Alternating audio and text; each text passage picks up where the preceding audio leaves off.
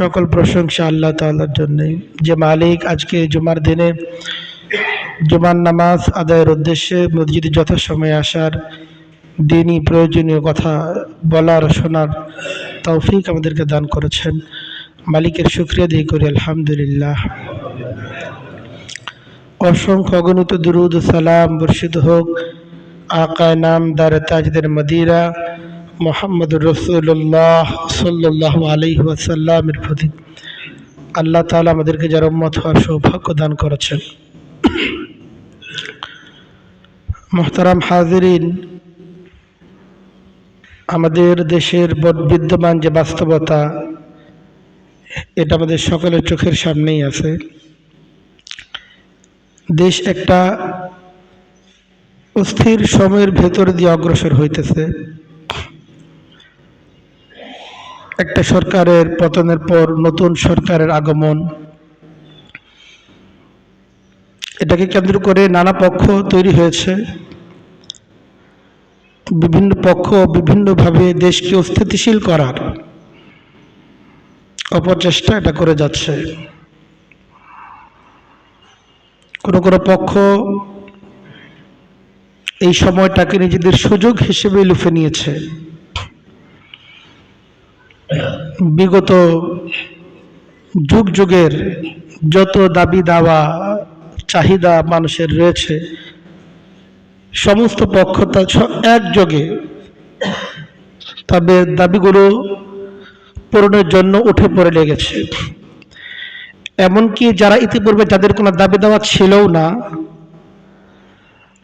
তারাও ভাবতেছে আমরা নতুন করে কি দাবি করতে পারি, নিজেদের সুযোগ সুবিধাকে কতটুকু বরাদ্দ নিতে পারি। তো চতুর্দিক থেকে ফিতনা চলতেছে। ব্যবসায়ী সিন্ডিকেট তারা এই অস্থিতিশীল সময়টাকে নিজেদের জন্য সুযোগ হিসেবে গ্রহণ করেছে। তারা বিভিন্ন পণ্যের সিন্ডিকেট তৈরি করে বাজারে পর্যাপ্ত পরিমাণ যোগান থাকা সত্ত্বেও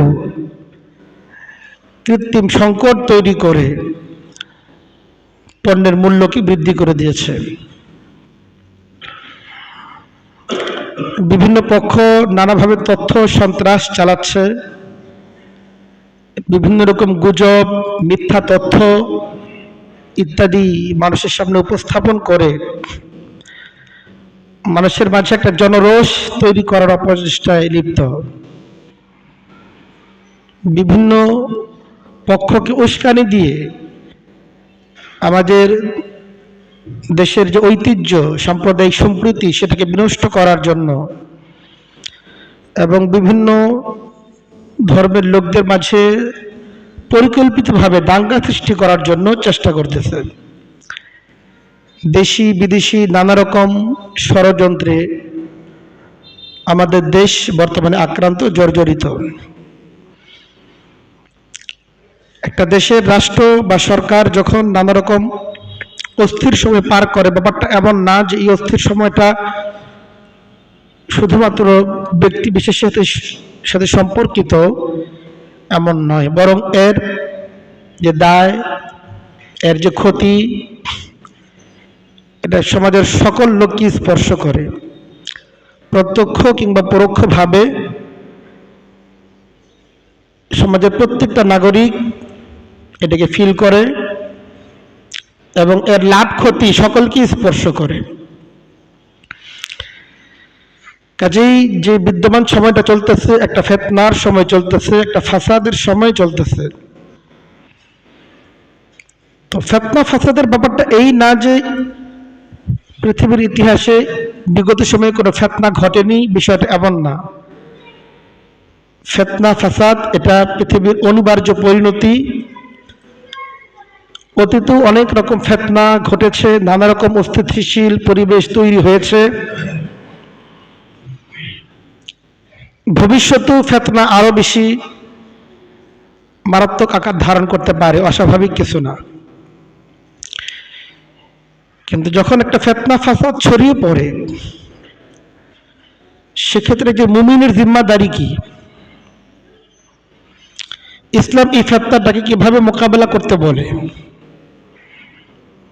এই ফিতনা তো এমন না যাবে এড়িয়ে যাব, ফিতনাকে ফেস করতে হবে, এটি স্বাভাবিক। তো সমাজের মধ্যে যখন ফিতনা ছড়িয়ে পড়ে, রাষ্ট্রের মধ্যে যখন ফিতনা ছড়িয়ে পড়ে, কোনো মহল্লায় যখন ফিতনা ছড়িয়ে পড়ে, কোনো একটা অঙ্গনে যখন ফিতনা ছড়িয়ে পড়ে, ফিতনার বিভিন্ন রূপ হতে পারে, বিভিন্ন পর্যায় হতে পারে। যখন এই জাতীয় ফিতনা, একটা বিশৃঙ্খল পরিবেশ যখন তৈরি হবে, তখন একজন মুমিনের জিম্মাদারি কি? একজন মুমিন যে কোনো সমস্যার সমাধান নেবে হচ্ছে কোরআন থেকে, আল্লাহ রাসূল সাল্লাল্লাহু আলাইহি ওয়াসাল্লাম সুন্নাহ থেকে। যেহেতু আল্লাহ তাআলা আমাদেরকে বলেন, লাকাদ কানা লাকুম ফি রাসূলিল্লাহি উসওয়াতুন হাসানাহ, নিঃসন্দেহে আমাদের জন্য আমাদের প্রত্যেকটা সমস্যার এবং আমাদের সকল বিষয়ের পরিপূর্ণ আদর্শ এবং নির্দেশনা নবী করিম সাল্লাল্লাহু আলাইহি ওয়াসাল্লামের জীবনী এবং তার বাণীর মাঝে আমাদের জন্য রয়ে গেছে। আল্লাহ রাসূল সাল্লাল্লাহু আলাইহি ওয়াসাল্লাম আমাদেরকে সতর্ক করে দিয়েছেন যে তারাক্তু ফীকুম আমরাইন, আমি তো চলে যাব, কিন্তু তোমাদের মাঝে দুটি জিনিসকে রেখে যাব, লান তাদিল্লু মা তামাসসাকতুম বিহিমা, এই দুটিকে তোমরা যদি আঁকড়ে ধরে রাখো তোমরা পথ হারাবে না, তোমরা গুমরাহ হবে না, বিভ্রান্ত হবে না। কাজে একজন মুমিন কোন হালত তার মাঝে কোনো পেরেশানি আনতে পারে না, কারণ সমস্যা যতই ঘনীভূত হোক তার কাছে সমাধান আছে। একজন মুমিনের কাছে এমন সমাধান আছে যে সমাধানটা চূড়ান্ত এবং চিরস্থায়ী। কাজেই একজন মুমিন যে কোনো সমস্যার ক্ষেত্রে একদম রাজনীতিবিদ তার কাছে ছুটে যাবে না, একজন দার্শনিক তার কাছে ছুটে যাবে না, বরং সে সর্বাগ্রে যে জিনিসের দিকে ছুটে যাবে সেটা হচ্ছে কোরআন এবং সুন্নাহ। আল্লাহ রাসূল সাল্লাল্লাহু আলাইহি ওয়াসাল্লাম আমাদের জন্য কোরআন এবং সুন্নাহকে রেখে গিয়েছেন। আমরা আমাদের সকল সমস্যার সমাধান কোরআন এবং সুন্নাহ থেকে পেতে পারি। কোরআন ও সুন্নাহ আঁকড়ে ধরার অর্থ না খালি ধরে রাখা, ফিতনা দূর হয়ে যাবে ব্যাপারটাই না, হাতের স্পর্শের ধরা না। আসলে কোরআন এবং সুন্নাহর মাঝে আল্লাহ এবং তার রাসূল যে নির্দেশনা আমাদেরকে দিয়েছেন সেটা আমাদের জানা চাই এবং পুঙ্খানুপুঙ্খ সেটাকে ফলো করা চাই ইনশাআল্লাহ। তাহলে আমরা ক্ষতিগ্রস্ত হব না, বিভ্রান্ত হব না, পথ আমরা হারাবো না। তো চলমান যে সংকট চলতেছে, যে অস্থিরতা চলতেছে, সেক্ষেত্রে মুমিনের ফিকির কি হবে, তার জিম্মাদারি কি হবে? একজন মুমিন যখনই কোনো সমস্যায় আক্রান্ত হবে, সর্বপ্রথম তার জিম্মাদারি হচ্ছে এই আল্লাহ তাআলার কাছে ইস্তিগফার এবং তওবা করা। এটা মনে না করা যে অপরাধ অমুকে করছে তার কারণে এটা ঘটছে, বরং এটা মনে করা চাই যে অপরাধী আমি, আমার অপরাধের কারণেই, আমি সচেতন না হওয়ার কারণেই, আমি আমার জিম্মাদারি সঠিকভাবে পালন না করার কারণেই আজকে এই সমাজের এই সমস্যা, আমার পরিবারের সমস্যা, আজকে রাষ্ট্রের এই সমস্যা, দুনিয়া জুড়ে যত ফিতনা ফাসাদ আছে এর মূলে হচ্ছে আমি। এটা মুমিনদের অনুভূতিতে থাকা চাই। সব দোষ অন্যের, আমি শুধু নির্দোষ, এটা মুমিনের দৃষ্টিভঙ্গি না। বরং মুমিন সবসময় মনে করবে সমস্ত দোষ এবং অপরাধের মূলে আসলে আমি আছি, আমি কোনোভাবে নির্দোষ না। প্রত্যেক ব্যক্তি নিজের ক্ষেত্রে এটা মনে করা চাই যে বর্তমান যে সংকট চলতেছে এর দায় থেকে কোনোভাবে আমি মুক্ত না, কোনো না কোনোভাবে, হয়তো সূক্ষ্মাতি সূক্ষ্মভাবে একটা দায় আমার রয়েই গেছে। আমি যদি সময় মতো সরব হতাম সমস্যাটা এত দূর গড়াতো না, কিন্তু আমি যখন সময়ের কাজ সময়ে করিনি, আমি আমার জিম্মাদারি সঠিকভাবে পালন করিনি, যার ফলে সমস্যা বাড়তে বাড়তে আস্তে আস্তে বিন্দু থেকে সিন্ধুতে পরিণত হয়েছে। যে সমস্যাটা অঙ্কুরই বিনাশ করা যেত, এটা এখন বিশাল আকার ধারণ করছে আমার অপরাধের কারণে, আমার নির্ভরতার কারণে, আমার দায়িত্বহীনতার কারণে। এটা মুমিনের মনে করা চাই। কোনো সমস্যা এমনিতে তৈরি হয় না, সবগুলোর পিছনেই মানুষেরই দায়। আল্লাহ তাআলা পবিত্র কোরআনে কারীমের মাঝে বলেন, যাহারাল ফাসাদু ফিল বাররি ওয়াল বাহরি বিমা কাসাবাত আইদিন নাস। আল্লাহ বলেন জলে কিংবা স্থলে, মানে যত জায়গাতেই, সব জায়গায় যেখানেই কোনো ফিতনা ঘটুক না কেন, ফাসাদ ঘটুক, অস্থিরতা, সংকট তৈরি হোক, এটা কাসাবাত আইদিন নাস, বিমা কাসাবাত আইদিন নাস, এর পেছনে মানুষের কর্মের দায় আছে। মানুষের কর্মের কারণেই এই সমস্ত ফিতনাগুলো ঘটেছে, এই সমস্যাগুলো ঘটেছে। কাজেই একজন মুমিন এটা মনে করা চাই, আজকে যে সমস্যা তৈরি হয়েছে ওর কারণে না, আমার বন্ধুর কারণে না, আমার কর্মীর কারণে না, আমার নেত্রীর কারণে না, এই নেতৃত্ব আমি এমন করছি। প্রত্যেকেরই দায় আছে সমাজে, কেউ নিরপরাধ না। তো প্রত্যেকে নিজের দায়টাকে নিজে বোঝা চাই যে আমি কি অপরাধ করছি, আমি তো অপরাধী, আসলে আমি নিরপরাধ না। এই জন্য নিজের অপরাধটাকে বোঝা চাই এবং আল্লাহ তাআলার কাছে তওবা করা চাই। বাহ্যিকভাবে নিজের যদি কোনো অপরাধ চোখে ধরা নাও পড়ে,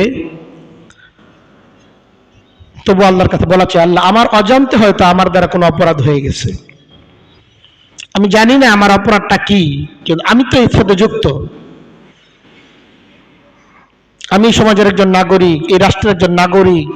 কাজে আমি তো রাষ্ট্রের বাইরে কেউ না, আমি তো সমাজের বাইরেই কেউ না। কাজে রাষ্ট্রের প্রত্যেকটা সমস্যার পেছনে আমারও কোনো না কোনো ভাবে হাত থাকতে পারে। আল্লাহ আমি যদি অপরাধ করে থাকি আপনি আমাকে ক্ষমা করেন, এই সমাজকে ফিতনা মুক্ত করে দেন। এই জন্য মুমিন সর্বপ্রথম ইস্তেগফার এবং তওবা করবে এবং আল্লাহ তাদের কাছে পানাহ চাইবে, হে আল্লাহ মাফ করেন, আমাকে মাফ করেন, আমাদের মধ্যে যারা অপরাধী আছে, যারা ফিতনা করতেছে তাদেরকে বুঝ দান করেন, তাদেরকে মাফ করেন। আল্লাহ রাসূল সাল্লাল্লাহু আলাইহি সাল্লাম তার উম্মতকে এই বিষয়ে সতর্ক করছেন। নবী করিম সাল্লাল্লাহু আলাইহি সাল্লামকে আল্লাহ তাআলা পরবর্তী নানা ফিতনা সম্পর্কে আগেই অবহিত করেছিলেন। কিয়ামত পর্যন্ত আগত বড় বড় ফিতনাগুলো হবে, আল্লাহ তাআলা ওহীর মাধ্যমে নবী করিম সাল্লাল্লাহু আলাইহি সাল্লামকে সেই বিষয়ে অবগত করেছিলেন। কিছু কিছু ফিতনা সম্পর্কে নবী করিম সাল্লাল্লাহু আলাইহি সাল্লাম স্পষ্টভাবেই উম্মাহকে বলে গিয়েছেন, আর কিছু কিছু ফিতনার ব্যাপারে উম্মাহকে সরাসরি না বললেও ফিতনা থেকে বাঁচতে হবে কিভাবে, ফিতনার মুখোমুখি হলে, সংকট সমস্যার মুখোমুখি হলে করণীয় কি হবে, নবী করিম সাল্লাল্লাহু আলাইহি সাল্লাম তার উম্মাহকে বলে গিয়েছেন। আল্লাহ রাসূল সাল্লাল্লাহু আলাইহি সাল্লাম বলেন, তাআওয়াযু বিল্লাহি মিনাল ফিতানি মা যাহারা মিনহা ওয়া মা বাতান। তাআওয়াযু বিল্লাহ, আল্লাহ রাসূল সাল্লাল্লাহু আলাইহি সাল্লাম তার উম্মাহকে বলতেছেন, তাআওয়াযু বিল্লাহ, তোমরা আল্লাহ তাআলার কাছে আশ্রয় প্রার্থনা করো। আশ্রয় ওর কাছে না, যুক্তরাষ্ট্রের কাছে না, রাশিয়ার কাছে না, ইন্ডিয়া বা পাকিস্তানের কাছে না, আশ্রয় কার? আল্লাহ তাআলার কাছে আশ্রয়। মুমিনের আশ্রয় একমাত্র আল্লাহ তাআলা, কারো কাছে আশ্রয় নেই। কেউ আমাদের সমস্যা সমাধান করতে পারবে না যদি আল্লাহ তাআলা না করেন। সবাই মিলেও আমাদের সমস্যা সমাধান করতে পারবে না যদি আল্লাহ তাআলা না চান। কাজে আমাদেরকে আল্লাহর কাছে ফিরতে হবে। আল্লাহ রাসূল বলেন, তাআওয়াযু বিল্লাহ মিনাল ফিতানি, ফিতনা থেকে আল্লাহর কাছে আশ্রয় প্রার্থনা করো, মা যাহারা মিনহা ওয়া মা বাতান, যে সকল ফিতনা প্রকাশ্যে আছে সেগুলো থেকেও আশ্রয় চাও আল্লাহর কাছে। যে সকল ফিতনা তোমার চোখের আড়ালে আছে কিন্তু আছে তুমি লক্ষ্য করতেছ না, সে সকল ফিতনা থেকেও আশ্রয় চাও, একমাত্র আল্লাহ তাআলার কাছে আশ্রয় চাও। এই জন্য মুমিন যে কোনো অস্থিরতা, সংকট, বিশৃঙ্খলা তার পরিবারে হোক, সমাজে হোক, রাষ্ট্রে হোক, যেখানেই তৈরি হোক না কেন, আল্লাহ তাআলার কাছে ইস্তেগফার করবে, আল্লাহর কাছে ক্ষমা চাইবে এবং আল্লাহ তাআলার কাছেই একমাত্র আশ্রয় প্রার্থনা করবে। ফিতনার মোকাবেলায় মুমিনের দ্বিতীয় করণীয় হচ্ছে এই, মুমিনের জীবনে ফিতনা আসবে না এমনটা না, মুমিনের জীবনে ফিতনা আসবে, এটা স্বাভাবিক। নানা রকম সংকট আসবে, নানা রকম অস্থিরতা আসবে। মুমিনকে এই সমস্ত সংকট এবং সমস্যার মধ্য দিয়ে সবরের পরীক্ষায় উত্তীর্ণ হতে হবে। এর জন্য মুমিনকে সবর করতে হবে, ধৈর্য ধারণ করতে হবে। যুগ যুগের সমস্যাগুলো এক মুহূর্তে এক মাসের ব্যবধানে সমস্ত সমস্যার সমাধান হয়ে যাবে, ব্যাপারটা এমন না। আমাদের সমাজ, আমাদের রাষ্ট্রগুলোতে বছরের পর বছর, যুগের পর যুগ বিভিন্ন পক্ষ নানাভাবে জনগণের উপর জুলুম করছে, জনগণকে শোষণ করছে।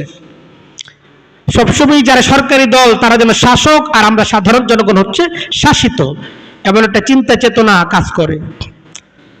সরকার দলে যেই থাক, সাধারণ মানুষ তাদের কাছে অসহায়, তাদের কাছে বিভিন্ন কাজকর্মের জন্য ধর্ণা দিতে হয়, এছাড়া কাজ হয় না। যেন তারা মালিক, আমরা হচ্ছে গোলাম।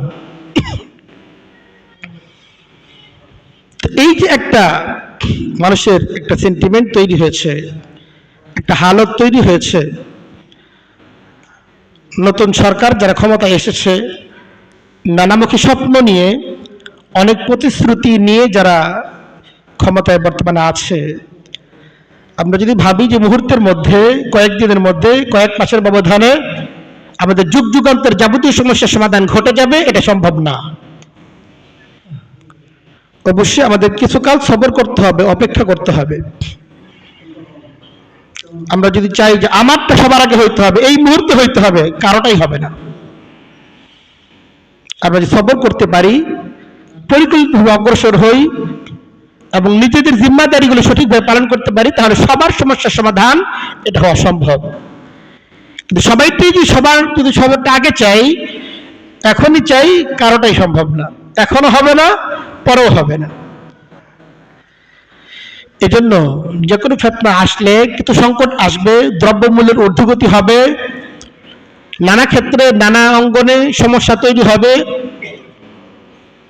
কারণ এই ক্ষমতার পরিবর্তন এটা তো স্বাভাবিক পন্থায় হয় নাই, বড় ধরনের উত্থান এবং পতনের ভেতর দিয়ে আমাদের দেশের সরকার পরিবর্তন হয়েছে, একটা সরকারের পতন ঘটেছে।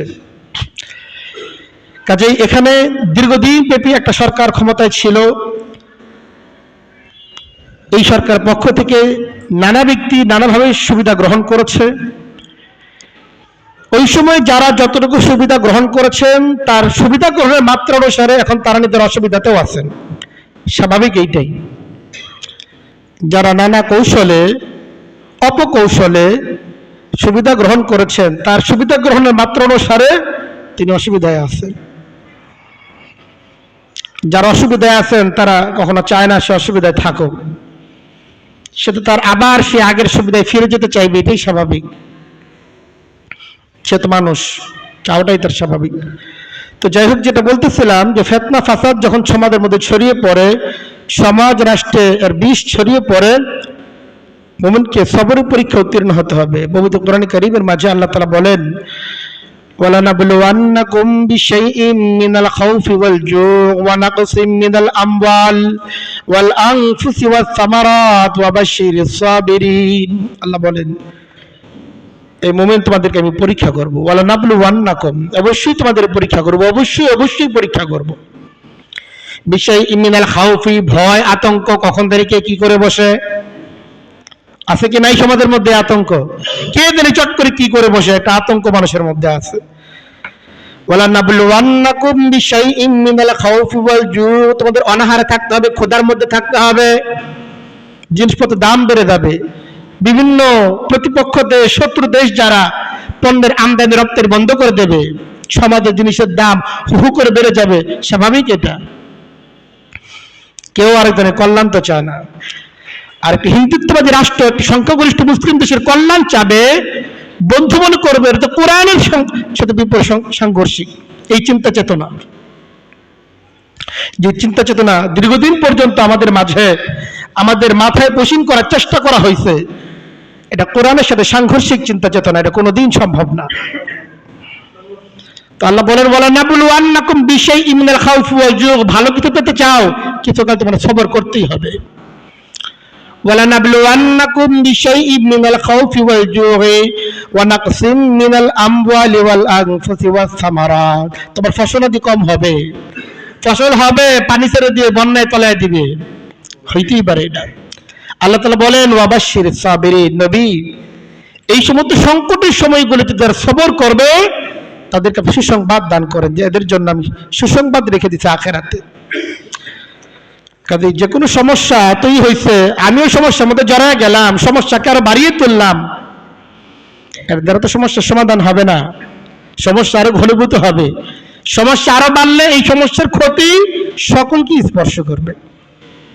কাজেই সমাজ এবং রাষ্ট্রের যে অস্থির সময়গুলো, এই সময়গুলোতে মুমিনদেরকে সবর করতে হবে, কিছুকাল অপেক্ষা করতে হবে, আল্লাহ তাআলার কাছে কান্নাকাটি করতে হবে, আল্লাহর কাছে ক্ষমা চাইতে হবে। আল্লাহ তাআলা বলেন, ইয়া আইয়ুহাল্লাযীনা আমানু ইসতাঈনু বিস-সাবর। আল্লাহ তাআলা বলেন, এই ঈমানদারগণ, যাদের মধ্যে ঈমান আছে, তোমাদের জিম্মাদারি কি? ইসতাঈনু বিস-সাবর, সাহায্য চাও আল্লাহর কাছে সবরের মাধ্যমে। আপনি সবর করবেন না, ধৈর্য ধরবেন না, নিজে যে কাজগুলো করতেছেন এর উপর অটল থাকবেন না, যদি ভালো কাজের উপর, আর আপনার সমস্যার সমাধান হয়ে যাবে, এটা হবে না।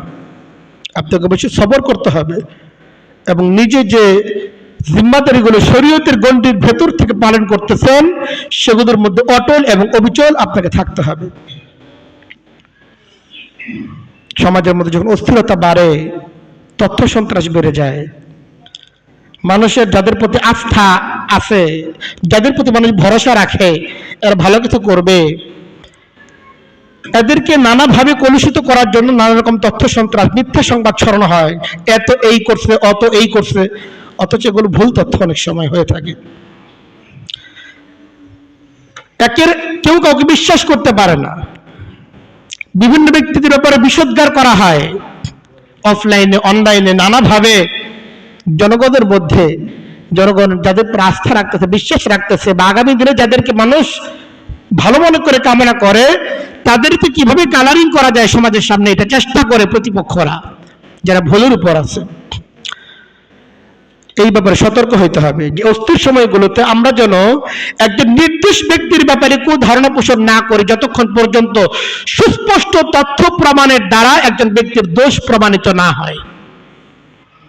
যতক্ষণ পর্যন্ত সুস্পষ্ট তথ্য প্রমাণ, দলিল প্রমাণের দ্বারা একজন ব্যক্তি দোষী সাব্যস্ত না হয়, ততক্ষণ পর্যন্ত শুধুমাত্র অমুকে বলছে, তমুকে বলছে, অমুক মাধ্যম থেকে সংবাদ পাওয়া গেছে, এর ভিত্তিতে আমরা যেন কারো ব্যাপারে কোন ধারণা পোষণ না করি।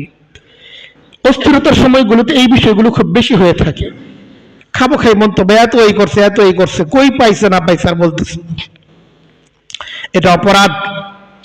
একজন ব্যক্তি নির্দিষ্ট ব্যক্তির ব্যাপারে কোন ধারণা পোষণ করে, এটা অপরাধ। আবার অপরাধীর ব্যাপারে শুধু ধারণা পোষণ, এটাও সঙ্গত না। যে অপরাধ করছে, যার অপরাধ দিবালোকের মতো স্পষ্ট, আর তারা আপনি মনে করতেন ফেরেশতা, আর যে লোকটা নির্দোষ, তার অপরাধ প্রমাণিত না, শুধুমাত্র এটা গুজবের ভিত্তিতে একটা কথা সরছে, তাকেই মনে করতে সে মহা অপরাধী। এটা আপনার কেমন বিচার? আপনার বিবেক কোথায় বিক্রি করে ফেলছেন? এই বিবেকের এই বিক্রি করা থেকে নিজেদেরকে বেরিয়ে আসতে হবে। নিজেদের চিন্তা চেতনা কারো কাছে বন্ধক রাখেন না, আপনারা নিজেদের চিন্তা চেতনা বিবেকটাকে নিজের কাছে রাখেন এবং কোরআন সুন্নাহর আলোকে সেটাকে বিচার এবং বিশ্লেষণ করেন যে আপনার কি করণীয়, কি বর্জনীয়। যেটা বলতেছিলাম যে অস্থিরতার সময়গুলোতে আমরা যেন কারো ব্যাপারে কোন ধারণা পোষণ না করি। আল্লাহ বলেন, ইয়া আইয়ুহাল্লাযীনা আমানু ইজতানিবু কাসীরাম মিনায-যন্নি ফাইন্না বা'দা-যন্নি ইসমুন। ঈমানদাররা ঈমানের পরিচয় দাও, মানুষের ব্যাপারে কোন ধারণা পোষণ করো না যে অমুকে এটা করছে, অমুকে এই অপরাধ করছে। ইন্না বা'দা-যন্নি ইসমুন, কিছু কিছু কুধারণা এমন আছে যেটা আল্লাহ তাআলার কাছে অনেক বড় গুনাহের শামিল। অস্থিরতার সময়গুলোতে গুজবের পরিমাণ বেড়ে যায়। অমুক জায়গায় এটা ঘটছে, অমুক জায়গায় হামলা করছে অমুকের বাড়ির উপর, অমুক ধর্মের লোকদের অমুক জায়গায় হামলা হয়েছে, আপনিও ফেসবুকে পোস্ট দিলেন ঘটছে এটা। এই যে গুজব, তথ্য সন্ত্রাস, বিভিন্ন পক্ষকে উস্কানি দিয়ে সামাজিক সম্প্রীতি নষ্ট করে দাঙ্গা লাগানোর অপপ্রয়াস, আপনি আমি যেন এই ব্যাপারে সতর্ক হই, নিজেরা যেন কোনোভাবেই এর সাথে জড়িয়ে না যাই। পবিত্র কোরআন কারীমের মাঝে আল্লাহ তাআলা বিষয়ে বলেন, ইয়া আইয়ুহাল্লাযীনা আমানু ইন জাআকুম ফাসিকুন বিনাবাইন ফাতাবায়ানু। যখন তোমাদের কাছে কোনো ফাসিক ব্যক্তি কোন সংবাদ পরিবেশন করে যেই লোকের সংবাদের ব্যাপারে তোমার আস্থা নাই, সে নিজেই অপরাধ করে, তুমি জানো তো। ফাতাবাইয়ানু, অন্তরভাবে তার কথাকে তুমি গ্রহণ করে নিও না, বিশ্বাস করে ফেলো না। ফাতাবাইয়ানু, সেটাকে জাস্টিফাই করো, তদন্ত করো, তুমি অনুসন্ধান করো, জানো, বুঝো, এরপর যদি উপকারী মনে হয় তখন দেখা দেবে সেটা কি প্রকাশযোগ্য কি প্রকাশযোগ্য না, সেটা কি প্রচারযোগ্য কি প্রচারযোগ্য না। কোন অপরাধ যদি বাস্তবেও বাস্তবায়িত হয়, কেউ একটা বাস্তবেই একটা অপরাধ করছে, তাই বলি কি এটা আমি প্রকাশ করব? সকলের অপরাধকে প্রকাশযোগ্য। সমাজে কি মানুষের অপরাধ প্রকাশ করার জন্য শরীয়তের দৃষ্টি থেকে কোনো মানদণ্ড নাই? হ্যাঁ, যার যে অপরাধ, যদি এমন ব্যক্তির অপরাধ যে অপরাধটা সমাজ এবং রাষ্ট্রের জন্য ভয়ানক পরিমাণ ক্ষতিকর, সেটাকে প্রকাশ করা যায় শরীয়তের গণ্ডির ভেতরে থেকে। যতটুকু ঘটছে ততটুকু বলা, যতটুকু করছে ততটুকু বলা। কিন্তু ব্যক্তি বিশেষ, সাধারণ জনগণ, যার অপরাধের ক্ষতি সাধারণ মানুষকে স্পর্শ করে না এবং ব্যক্তিগত পর্যায়ের অপরাধ জনসম্মুখে ব্যাপকভাবে প্রকাশ, এটাকে শরীয়ত সমর্থন করে না। এটা তার ঊর্ধ্বতন কর্তৃপক্ষ, আইন শৃঙ্খলা বাহিনী, এই জাতীয় পক্ষ যারা আছে তাদের কাছে শুধুমাত্র সেগুলোকে শেয়ার করার অনুমতি আছে। এই লোকটা অপরাধ করছে, এর বিরুদ্ধে ব্যবস্থা গ্রহণ করা উচিত। হ্যাঁ, যারা সমাজের কাজ করে, রাষ্ট্রের কাজ করে, আর সে এমন একটা অপরাধ করছে যে অপরাধের সাথে সমাজ এবং রাষ্ট্রের সম্পর্ক আছে, সেটাকে সমাজের সামনে প্রকাশ করা যায় যদি সেটা বাস্তবেই ঘটে থাকে এবং সেটা যদি সুনির্দিষ্ট তথ্য এবং প্রমাণের দ্বারা সুস্পষ্টভাবে প্রমাণিত হয়ে থাকে। কাজেই এইটি সমাজের একটা রেওয়াজ হয়ে গেছে, কিছু পেলেই সেটাকে শেয়ার দিয়ে দিই আমরা, কিন্তু ঘটলেই সেটাকে প্রকাশ করে দিই। আল্লাহ রাসূল সাল্লাল্লাহু আলাইহি সাল্লাম বলেন, কাফা বিল মারই কাযিবান আন ইউহাদ্দিসা বিকুল্লি মা সামিআ।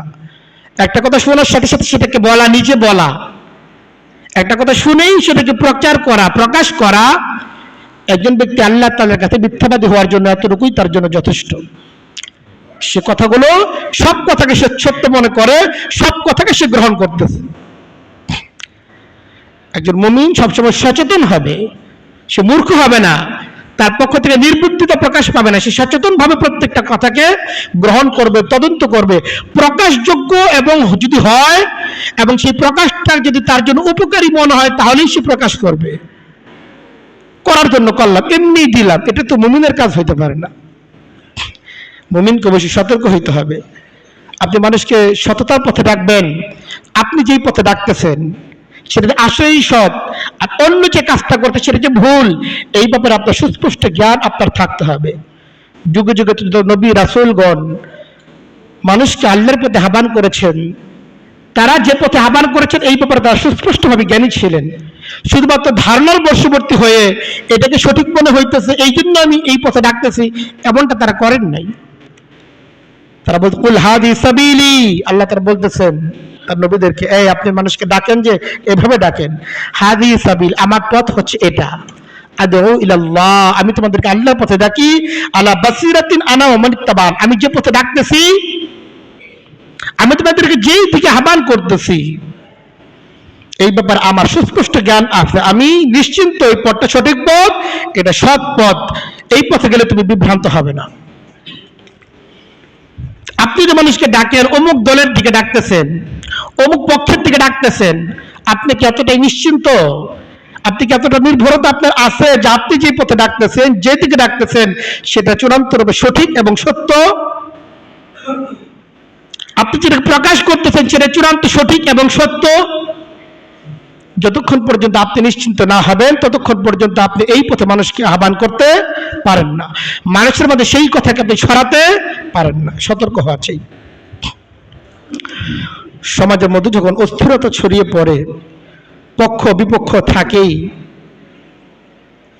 যে যে পক্ষেরই হোক না কেন সকলের সাথে ইনসাফ করা চাই। আমরা যেন কখনোই ইনসাফ থেকে বেরিয়ে না আসি। একজন আমার উপর জুলুম করছে, আমি যেন ইনসাফকে ভুলে না যাই। একজন আমার উপর জুলুম করছে, তার উপর যেন আমি যেন তার উপর জুলুম না করি, তার জন্য ইনসাফ করি, এতটুকুই যথেষ্ট। আর কেউ যদি ক্ষমা করতে চায় সেটা তো আরো মহৎ গুণ।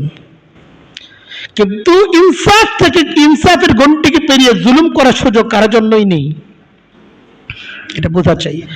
আল্লাহ তাআলা পবিত্র কোরআনে কারীমের মাঝে বলেন, ওয়ালা ইয়াজরিমান্নাকুম শানাআন কওমিন আল্লা তা'দিলু, কোন একটা গোষ্ঠী, কোন একটা সম্প্রদায়, কোন একটা পক্ষের লোকের উপর তোমার বিদ্বেষ আছে, তার কৃতকর্মের কারণে, তার কর্মকাণ্ডের কারণে তার প্রতি বিদ্বেষ, এটা যেন তোমাদেরকে ইনসাফ থেকে বেরিয়ে যেতে প্ররোচিত না করে।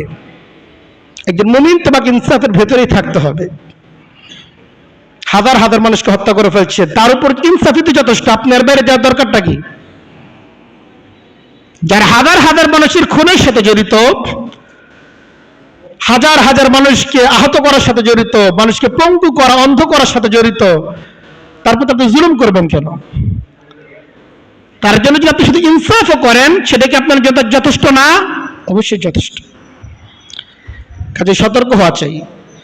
সমাজের বিশৃঙ্খলার সুযোগ না নিয়ে, একজন ব্যক্তি সে কোনো অপরাধের সাথে জড়িত না, দেখেন বিভিন্ন পক্ষ বিপক্ষ থাকে, কিছু কিছু লোক এর মধ্যে জুলুম করে, অপরাধ করে, কিন্তু সব মানুষ কিন্তু সে অপরাধের সাথে যুক্ত হয় না। এমন যেন না হয় একজন ব্যক্তি কোনো অপরাধের সাথে জড়িত ছিল না, কিন্তু আমি এখন তার বিরুদ্ধে অপরাধ করতেছি, তার উপর জুলুম করতেছি।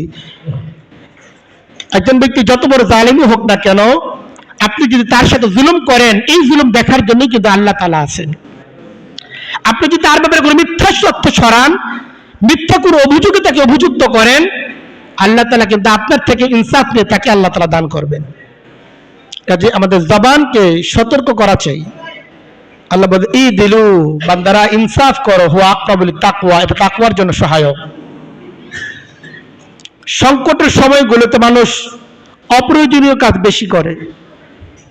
দেখবেন এখন চায়ের স্টলগুলোতে, দোকানপাটে, এমনকি মসজিদগুলোতেও পর্যন্ত নানা রকম আলোচনা, সমালোচনা, পর্যালোচনায় ভরপুর। দুই চারজন লোক বসে আছে, আলোচনা হলো ডক্টর ইউনূস, এই সেই ইত্যাদি, অমুক আন্দোলন, অমুক দাবি, কে ক্ষমতায় আছে যুক্তরাষ্ট্রে, তারা কি করবে না করবে, নানা রকম অপ্রয়োজনীয় আলোচনা, যে আলোচনা আপনার করার দ্বারা কোনো সমাধান নাই, আলোচনায় ব্যস্ত। ইবাদত মুখীরা, অথচ এই সময়টা ইবাদতের মধ্যে ব্যয় করা যায়, কয়েকবার ইস্তিগফার পড়া যায়, কয়েকবার দুরূদ শরীফ পড়া যায়, আখিরাতের পুঁজি সংগ্রহ করা যায়, কিন্তু না, ঘন্টার পর ঘন্টার পেপার পড়তেছে, ঘন্টার পর ঘন্টা ফেসবুক চালাইতেছে, ইউটিউবে নিউজ দেখতেছে, অনলাইনে নিউজ, অফলাইনে। সব কাজ কি সবার দরকার আছে নাকি? যার দরকার সে করুক, যতটুকু দরকার ততটুকু করুক, আপনার যতটুকু প্রয়োজন ততটুকু করেন, এর বাইরে অপ্রয়োজনীয় সময় আপনি কেন নষ্ট করবেন? অবশ্যই আমাদেরকে ইবাদতমুখী হতে হবে। আমাদের সমাজের, একটা মুসলিম সমাজের সমস্যা এবং সংকট, এটা অন্যান্য অমুসলিম সমাজের সংকট এবং সমস্যার মতো না। মুসলিম সমাজের সংকট এবং সমস্যা শুধুমাত্র আল্লাহমুখী হওয়ার মাধ্যমে এবং ইবাদতের মাধ্যমে, ইবাদতমুখী হওয়ার মাধ্যমেই সংকট থেকে উত্তরণের পথ আমরা বের করতে পারবো, এছাড়া আমরা পারবো না। নবী করিম সাল্লাল্লাহু আলাইহি সাল্লাম বলেন, বাদিরু বিল আমালি ফিতানান, আল্লাহ রাসূল সাল্লাল্লাহু আলাইহি সাল্লাম বলেন, বাদিরু বিল আমালি ফিতনান, ফিতনার সময়গুলোতে তোমরা ইবাদতমুখী হও, বেশি করে ইবাদতমুখী হও, ইবাদতের পরিমাণকে বাড়িয়ে দাও। সমাজের মধ্যে ফিতনা চলতেছে, এটা আলোচনার দ্বারা সমাধান হবে না, আল্লাহমুখী হও, আল্লাহর সামনে দাঁড়াও। ইস্তাঈনু বিস-সাবরি ওয়াস-সালাহ, সবরের মাধ্যমে এবং সালাতের মাধ্যমে, নামাজের মাধ্যমে আল্লাহ তাআলার কাছে আশ্রয় প্রার্থনা করো। আর এই সময়টা যারা ইবাদতকে ধরে রাখবে, ইবাদতমুখী হবে, আল্লাহ রাসূল সাল্লাল্লাহু আলাইহি সাল্লাম বলেন, আল ইবাদাতু ফিল হারাজি কাল হিজরাতি ইলাইয়া। ফিতনার সময়, ফাসাদের সময়, সমাজে অস্থিরতা, রাষ্ট্রে অস্থিরতা, এই সময় যারা ইবাদতকে ধরে রাখবে, আল্লাহমুখী হবে, আল্লাহ তাআলা তাদেরকে হিজরতের সমতুল্য সওয়াব দান করবেন। সাহাবায়ে কেরাম মক্কা থেকে মদিনায় হিজরত করেছিলেন, হিজরতের দ্বারা আল্লাহ তাদের কাছে যে তার ফজিলত, সওয়াব তারা লাভ করেছেন। ফিতনা ফাসাদের সময়গুলোতে যারা ইবাদতমুখী হবে, আল্লাহ তাআলা তাদেরকে সেই ফজিলত এবং সওয়াব দান করবেন। কাজেই আমার ভাইরা, আমাদের সমাজের মধ্যে ফিতনার প্রতি সতর্ক হওয়া চাই। আমাদের কথা, আমাদের কাজের দ্বারা আল্লাহ রাসূল সাল্লাল্লাহু আলাইহি সাল্লাম যে হুঁশিয়ারিগুলো উচ্চারণ করে গেছেন, আমরা যেন সেই হুঁশিয়ারির মধ্যে পড়ে না যাই। আল্লাহ রাসূল সাল্লাল্লাহু আলাইহি সাল্লাম বলেন, ফিতনা তো আসবে, এমন ফিতনা আসবে, ইসবিহুর রাজুলু মুমিনান ওয়া ইউমসি কাফিরান। সকালবেলা এক ব্যক্তি মুসলিম থাকবে, সন্ধ্যার মধ্যে সে কাফের হয়ে যাবে, তার খবরও নাই সে যে কুফরি করে ফেলেছে এবং সে যে কাফেরের দলে পরিণত হয়েছে।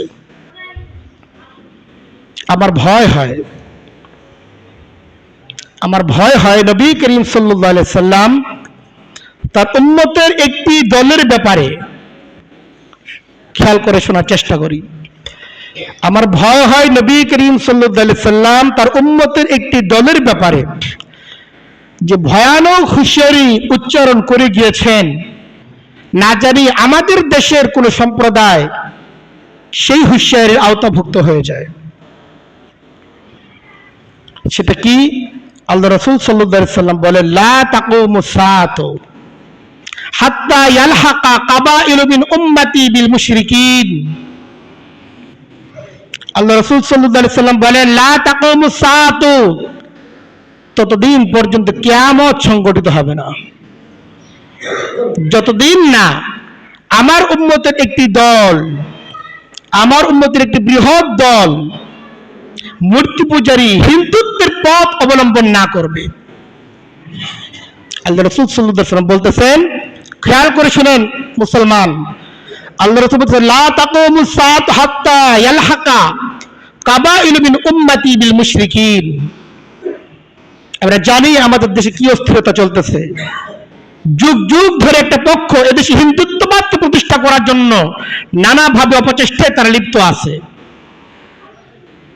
এমন যেন না হয়ে যায় আপনার নাম পরিচয় মুসলমান, বংশ পরিচয় মুসলমান, কিন্তু আজকে আপনি শুধুমাত্র ক্ষমতার জন্য নিজের দেশের বিরুদ্ধাচারণ করে, ইসলামের বিরুদ্ধাচারণ করে হিন্দুত্ববাদ প্রতিষ্ঠার যে আন্দোলন এবং সংগ্রাম এবং যে ষড়যন্ত্র চলতেছে, আপনি এইটার সাপোর্টার হয়ে গেলেন।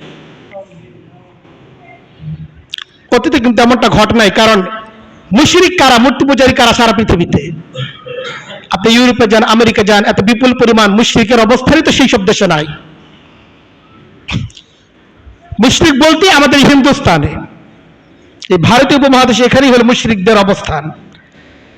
আজকে আমাদের পার্শ্ববর্তী রাষ্ট্র আমাদের দেশের বিরুদ্ধে শুধুমাত্র ব্যক্তি বিশেষের সাথে তার সুসম্পর্কের কারণে একটা দেশের বিরুদ্ধে একটা অঘোষিত যুদ্ধের মধ্যে লিপ্ত আছে এবং নিয়মিত যুদ্ধান্তিহী মনোভাব এবং তার আচরণকে তার প্রকাশ করেই যাচ্ছে। এরপরও যদি কোনো মুসলমান তাদের সেই এজেন্ডার পক্ষে থাকে, আমার ভয় হয় নবী করিম সাল্লাল্লাহু আলাইহি সাল্লাম যে ঘোষণা দিয়ে গিয়েছেন সেটা বাস্তবায়ন ব্যাপকভাবে এখন পর্যন্ত আমরা পাই নাই। কিন্তু আমরা দেখতেছি কিছু কিছু লোক দলান্ততার মধ্যে, মতান্ততার মধ্যে এতটাই নিমজ্জিত, ইসলামের স্বার্থকে তারা বিসর্জন দিয়ে, নিজের দেশ, সমাজ এবং রাষ্ট্রের স্বার্থকে বিসর্জন দিয়ে তার হিন্দুত্ববাদ প্রতিষ্ঠার সেই ষড়যন্ত্রের মধ্যে তারা অংশগ্রহণ করতেছেন, সেটাকে তারা সাপোর্ট করতেছে, অবিরতভাবে করে যাচ্ছেন। কত ঘৃণা এবং লজ্জার কথা! আপনার নাম পরিচয় মুসলমান, এরা মসজিদে পর্যন্ত আর আগমন করে। নবীজির হাদিস পড়েন, আপনি দেখেন না নবীজি কিয়ামতের আগে যে ফিতনাগুলো আসবে, সেই ফিতনাগুলোর মধ্যে মুমিনরা কত মূর্খের মতো জড়িয়ে যাবে। সে মনে করবে সে মুসলমান, অথচ সে কাফের হয়ে যাবে তার কর্মকাণ্ডের কারণে। আল্লাহ তাআলা পবিত্র কোরআন কারীমের মধ্যে বলেই দিয়েছেন, ওয়া মান ইয়াতাওয়াল্লাহু মিনকুম ফাইন্নাহু মিনহুম। যারা এই হিন্দুত্ববাদকে প্রতিষ্ঠা করতে যায় তাদের সাথে তোমার বন্ধুত্ব, যারা এদের সাথে বন্ধুত্বকে অবলম্বন করবে সে আল্লাহ তাআলার কাছে তাদেরই অন্তর্ভুক্ত হিসেবে গণ্য হবে। কাজে আপনি আপনার সমর্থনটা সাধারণ সমর্থন নেয়, সেটা আপনার ইমানের প্রশ্ন জড়িত। মুমিন অবশ্যই সতর্ক হওয়া চাই। অবশ্যই এই সংকটকালে দেশের মধ্যে যে অস্থিরতা চলতেছে, যে অস্থিরতা ইতিমধ্যে শুরু হয়ে গেছে, আমার বিশ্বাস হয় এই অস্থিরতা সহসাই থামবে না। কারণ দীর্ঘদিন পর্যন্ত একটা প্ল্যান এবং প্রোগ্রাম নিয়ে যে পক্ষটা বহুদূর পর্যন্ত এগিয়ে গিয়েছিল, তারা এই বিদ্যমান বাস্তবতাকে কোনোভাবেই তারা মানতে পারতেছে না। কাজে এই মুহূর্তে যদি এদেশে 90% মুসলমান দেশের স্বার্থে, ইসলামের স্বার্থে যদি ঐক্যবদ্ধ না হয়, নিজেদের মধ্যে বিভিন্ন রকম দাবি দাবা ইত্যাদিকে কেন্দ্র করে পক্ষ তৈরি করি আর নিজেদের একতাকে নষ্ট করে দেই, এই দেশ এই ভয়ঙ্কর অবস্থার দিকে ফিরে যেতে পারে। পবিত্র কোরআন কারীমের মধ্যে এবং হাদিসের মধ্যে যে ভয়ঙ্কর ভবিষ্যতের কথা হাদিসের মধ্যে ভবিষ্যৎবাণী করা হয়েছে। কাজেই আমাদেরকে সতর্ক হতে হবে। আল্লাহ তাআলা বলেন আতিউল্লাহ ওয়া রাসূলাহ, মুমিন আল্লাহর আনুগত্য করতে, রাসূলের আনুগত্য করো। ওয়ালা তানাজাউ, নিজেদের ঐক্যকে নষ্ট করো না, নিজেদের মধ্যে বিভেদ তৈরি করো না। যদি এটা করো ফাতাফশালু, তোমরা হীনমন্য হয়ে যাবে। ওয়া তাযহাবা রিহুকুম, তোমাদের এই নড়াচড়া, একটু উত্থান তোমাদের শত্রুদের অন্তরের মধ্যে কাঁপন ধরিয়ে দিয়েছে, ভয় ধরিয়ে দিয়েছে। কিন্তু তোমরা যদি এখন নিজেরা বিভক্ত হয়ে যাও, তোমাদের প্রতি তাদের যে ভয় আছে সেই ভয় তাদের দূর হয়ে যাবে। কাজে আমাদেরকে অবশ্যই ঐক্যবদ্ধ থাকতে হবে একটি মুসলিম জাতি হিসাবে, এবং এই দেশের ধর্ম বর্ণ নির্বিশেষে যারাই এদেশে বসবাস করেন তাদের সাথে একটা সম্প্রীতির বন্ধনে আবদ্ধ হয়ে দেশের একতাকে আমাদের ধরে রাখতে হবে। আর যে কথা বলছি, এই লড়াই থামবে না যতক্ষণ পর্যন্ত ফিতনা এবং অস্থিরতা এই দেশ থেকে নির্মূল না হয়।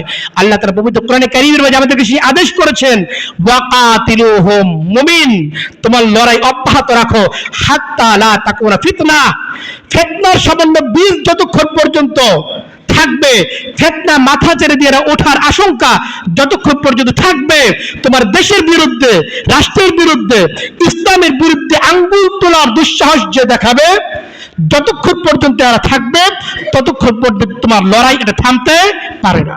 কাজে হিন্দুত্ববাদের বিরুদ্ধে যে লড়াই আমাদের দেশে শুরু হয়েছে, আমাদের কারণে না, তাদেরই প্ররোচনার কারণে, তাদেরই উস্কানের কারণে আমাদের আর পিছিয়ে যাওয়ার সুযোগ নাই। আমাদের একতাবদ্ধ থাকতে হবে, সচেতন থাকতে হবে। কোনো গুজব কিংবা কোনো রকম ফাঁদে পাড়া দেওয়া যাবে না। অবশ্যই আমাদের দায়িত্বশীল যারা আছেন তাদের হাতে থেকে আমাদেরকে সচেতন ভাবে অগ্রসর হইতে হবে। আর আগামী দিনের যে লড়াই আছে, নবী করিম সাল্লাল্লাহু আলাইহি ওয়াসাল্লাম হিন্দুস্থানে গজওয়াতুল হিন্দ নামে এক ভয়ানক সংঘর্ষ ঘটবে ভবিষ্যতে, আল্লাহ রাসূল 1400 বছর আগেই তার হুঁশিয়ারি দিয়ে গিয়েছেন।